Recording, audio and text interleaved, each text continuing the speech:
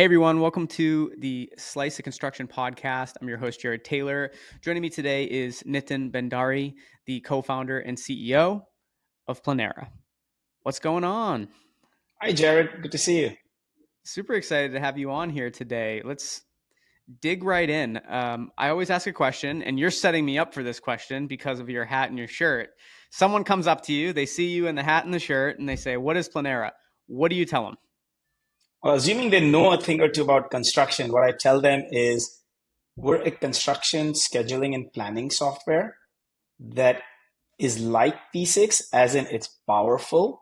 It can allow you to do complex scheduling, planning, what ifs, but it is really easy to use. So if you can use a whiteboard, if you can use Excel, you can use Planera, right? So it's very approachable for the project teams, but it's also very powerful and not dumbed down. So, obviously, the construction industry is notorious for complex projects, and something like scheduling and planning can make or break profitability. So, I would love to hear, why do you think scheduling is often confined to a select few, and what barriers do you see preventing a broader team involvement? You're absolutely right. Let me just expand a little bit on why Yeah. it's so important. Uh, Construction industry is hyper competitive. A lot of the stuff that they use are commodity, right? Like materials, equipment. There's no real intellectual property in many other things. The intellectual property is really in how you conceive and plan a job, and then do you have the best people to execute the job, right? So planning and execution is really what differentiates a great company from an average company from a bankrupt company. So 100% agree. It is a really, really critical part of a construction company. Historically, what has happened is there's just been two options. One is a really sophisticated but complicated piece of software from Oracle, or if it's too hard, then you resort to using something like MS Project, which is not construction specific. It's too generic a tool. Or often we've seen people having schedules in Excel, right? Just because it's the only approachable thing for them. Um, it's unfortunate that nobody's been able to break that logjam. Uh, we think that it's really important. Important enough that I decided to dedicate like a decade of my life trying to solve it. Um, Also, there's a technology shift happening, right? Which is things can run in the cloud, things can be cloud native. People want to be collaborative, so that's providing us this nice opening where the industry wants this sort of innovation, industry wants collaboration, industry wants participation, right? And technology is now ready to enable those types of things. So it's kind of like a good time to be in this space. So, obviously, you continuously emphasize the importance of collaboration. You just mentioned it. How how does increasing team involvement in the scheduling process actually drive better alignment and project outcomes? I love the use of the term alignment, and you and I haven't even talked about it before, but we Yeah, think no. we think participation drives alignment. Alignment drives buying, right? It is really hard if I come to you and say, Jared, here's the plan, and you had no input in the plan, but hey, by the way, don't screw it up because it's going to cost us a lot of money. You're not going back home feeling so good about it. When invariably bad things happen, you're like, this wasn't my plan, right? I didn't sign up for it. It happens in every industry. It's not specific to construction industry. It's just that most industries have moved to the mode of participation and alignment, right? This happens in software development. This happens in every industry. But in every industry, teams actually are very involved in creating the plan that they can then align to, and then they have buy-in. So people can work late at night. People can work on an occasional weekend without feeling like this wasn't my plan. I didn't sign up for it, right? And so every industry has their complex challenges, but they've also figured out how to drive participation and alignment, and that's what we're striving for the construction industry now. So, can you share any real world examples where your approach has made a significant difference? uh, there's three phases that it makes a difference. One is in your pursuit or pre-con, right? We have companies where the chief of estimation or the pursuit teams or the biz dev teams, they're like, hey, we could never generate even a high level schedule ourselves, right? But now we're not only doing our schedule, we're getting our experts, our MEP experts, etc., come give us an input even upfront in the bidding phase. So we have a higher confidence bid schedule. We have a higher confidence bid price. Uh, and so just by empowering them to do certain things and then get inputs early, it's now they're like, hey, we're never going to do a bid again without if some level of detail schedule, right? It's not a full baseline, but it's a plan that they know that if they win it, they'll hand it off to the team. The team will not be like, hey, I've never seen this before, right? This is all bullshit. Throw it away.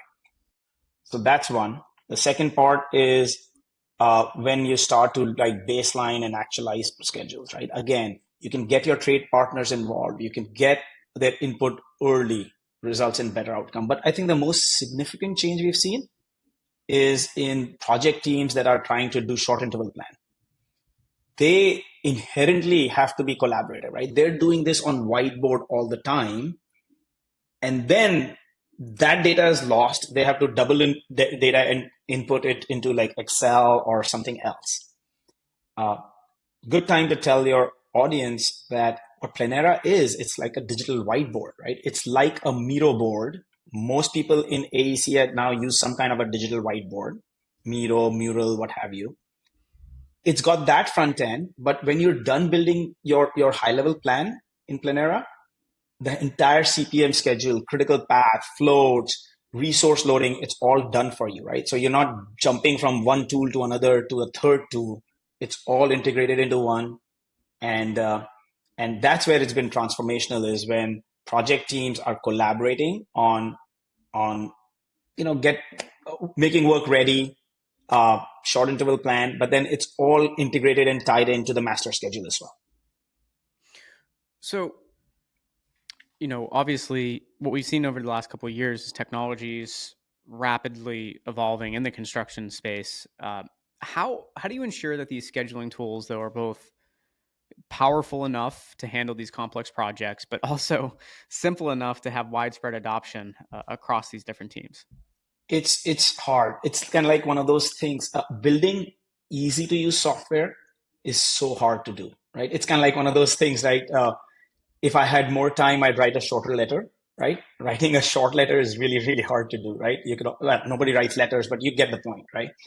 And so we have people in our company that have spent years, decades building all types of software, but most importantly, consumer grade software, right? So we have design, we have product, we have engineering people who come from different backgrounds. Some have built very complicated construction software, but then some who have built really easy to use consumer grade software. That's a totally different skill. And I think that consumerization of enterprise is very, very important trend. All day long, if you're going to use iPhone, why should you then use a really decades old software at work, right? Like, it's gone are the days when enterprise people never use beautiful software. They use beautiful software all day long, so then that's the trend. And it's really hard. We spend a lot of R&D dollars in just making sure things are easy to use and beautiful. So obviously having buy-in from all stakeholders is crucial for any project to be executed properly. What strategies do you recommend for ensuring that every team member, from management to on-site workers, is aligned with a project schedule? What we find best is that there's often somebody who's like quarterbacking the whole process, right? There has to be one person who's in charge, right? Sometimes it's the PM, sometimes it's the general superintendent. Somebody is always in charge of it. But as they're developing different levels of detail, they bring in more and more people into the fold, right? And very soon, what you have is you have at least each trade represented in finally signing off on a schedule or a plan. It could be a master schedule, 2-3 year long schedule. We have stuff in our platform that is maybe 10,000, 15,000 activities lasting like 1,000 days. And And then we have stuff that's 3-4 week look ahead, right? Each thing starts with I'll call them the quarterback, because maybe they're owner of the schedule, but they're not owner in that sense of like the business owner. But they start, then they get the heads of the trades involved, and then as things get more and more close to the field, then the whole execution team gets involved. And so we don't recommend 30 people on day one before there's a skeleton of a project plan. It's kind of like progressively get people more and more involved. So one of the things when I knew you were coming on that I also wanted to focus in on with you is some of the common mistakes that you've seen teams make during those planning and scheduling phases. So would love to hear, how certain pitfalls can be avoided through better tools or practices from your lens. What we find is that most teams really have a good sense of how they want their project to happen, right? So the mistakes are not of mental thinking. The mistakes are of executing that thought into the tool, right? So we've built like tools that are like almost like a co-pilot to you, where they will point out mistakes, right? They'll point out when you're making relationships that, hey, this is a circular relationship. This is not required. This doesn't make sense. You have this relationship that should have been there, which is missing, right? And so we have this ongoing quality check that is built in that will keep suggesting to you that, hey, Jared, what about this? What about that? We can even quantify your score of the schedule and point out all the ways you can improve the quality of the score, right? And so the teams inherently know the way they want to build the job. The problem is a complicated one, because when there's thousands of interconnected things, it's very easy to mess up. And then if software doesn't help you fix that, then you find it way too late, right? So that's one. Second thing is just let's make it really easy for you to do critical resource planning. Resource planning people are scared of it because, again, it's complicated and it's often done in a sort of a all or nothing way. But there's ways to kind of take baby steps towards it. Let's just do resource planning for critical resources. Your tower crane, your expensive piece of earth moving equipment, your crew that is like really really your bottleneck, and not all the other trades that maybe you have some flexibility on. And then make it really easy for you to analyze that and then do something about it, right? So what we find is that, in a nutshell, the problem is not one of thinking about the project. The problem is, does the software then let you actualize your thoughts and then fix problems quickly? When you look at where the industry is heading, what, I guess, key technologies, along with what you're building, do you think will shape the next decade of construction? We have to get good at data, right? Data has to be of high quality and complete in nature, right? So I'm really bullish on anything that allows us to remove like a lot of manual error-prone steps. So software should maybe do that, so that people can think at a higher level, right? That they're not spending all of their energy just doing the trivial stuff, but they are letting software do that, and they can then elevate themselves to actually think about, what does that mean to my job? What if I can analyze this 3 different ways? What if A, what if B, what if C? Pick the right path and move forward, right?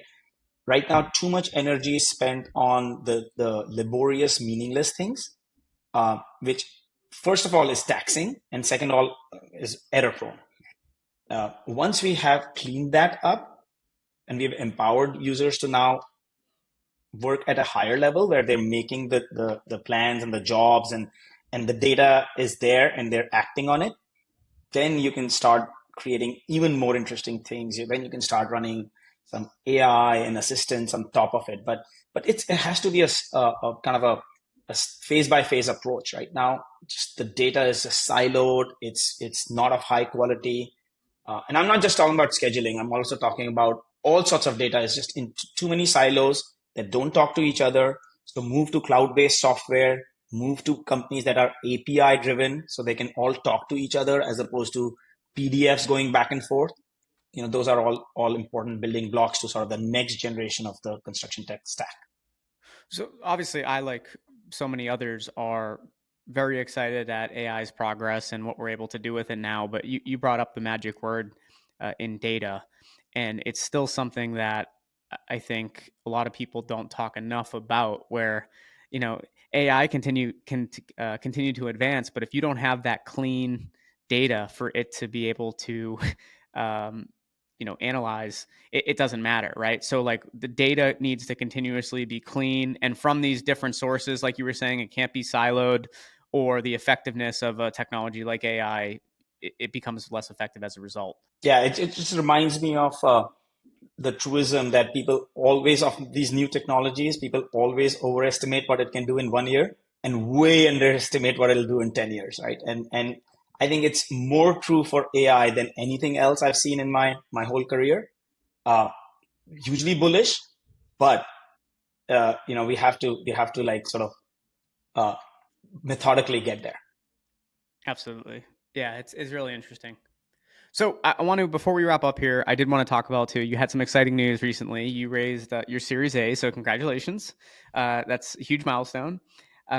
Really wanted to hear about who participated, and also where do you go from here? Where's the use of proceeds going to be going into?